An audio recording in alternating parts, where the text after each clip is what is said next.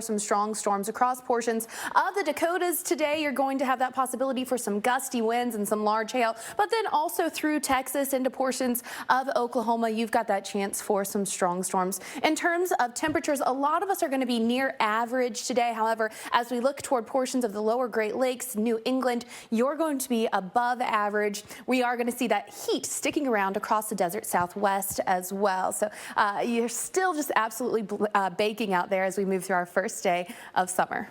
Start to the day, and it's really going to be afternoon, evening, even into the nighttime hours when you start to see that chance for storms increasing. But you'll notice also where we had that bullseye for the Torcon, that's where we are expecting likely severe weather for Wichita down through Oklahoma City, Omaha. You're included in that as well. The thing with these storms, going to be very gusty winds, damaging winds certainly possible, large hail, and then as mentioned, we do have Torcons tomorrow. Torcons of 2 and 3, especially in that red, slightly higher, and at least an isolated risk for a tornado, although the damaging wind gusts and the large hail are going to be the main risks here. Here's what's going on. We've got a bit of a dip in the jet stream, and that's going to kind of continue to add to the instability of our forecast. We've got moisture kind of just being attracted to this area across the plains, across the Mississippi Valley, and that is going to really interact with this surface system. That's going to help us focus where we get the storms going. And then we've got plenty of energy, plenty of moisture, and that is going to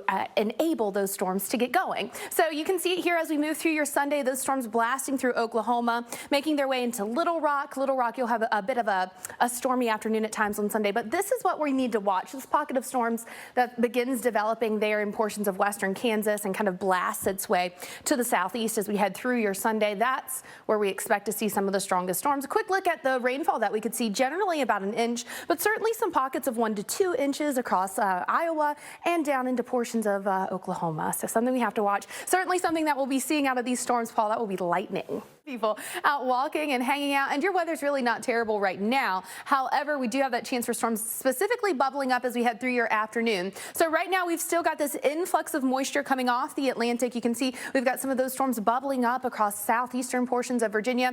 We've been talking about it. You already know where I'm going with this if you've been paying attention to the weather at all. This upper level low, it's still hanging out. The good news for you is that thing is eventually going to move out, and you're going to see a change in your pattern. But for today anyways, we've still got that moisture being pulled northward around that center of low pressure, so you certainly have that chance for rain and storms throughout the day today through the mid-Atlantic up into the northeast. Tomorrow will be no different. It becomes a bit more sporadic. However, you'll notice still the eastern seaboards through portions of New Jersey down through the Carolinas, that chance for rain and storms. So not a ton of rain expected, but the problem is you've already seen so much rain. The ground is saturated, so even up to an inch in some places like Norfolk is just a bit too much. You're already above average and you don't really need any more. So let's plan out your day for you. I mentioned it's not so bad right now, but we're going to get some of that daytime heating going, and then you'll notice we get these storms bubbling up through portions of the Carolinas and Virginia, and then we're going to stretch that back towards cities like Charlotte as we head through the afternoon. You can kind of see the general circulation of these pulling in from the north around the Atlantic and then kind of diving south. That's that circulation around that upper level low. Quick look at the forecast for Norfolk. You can see today and tomorrow, both days, you've got the chance for at least hit or miss storms. Paul?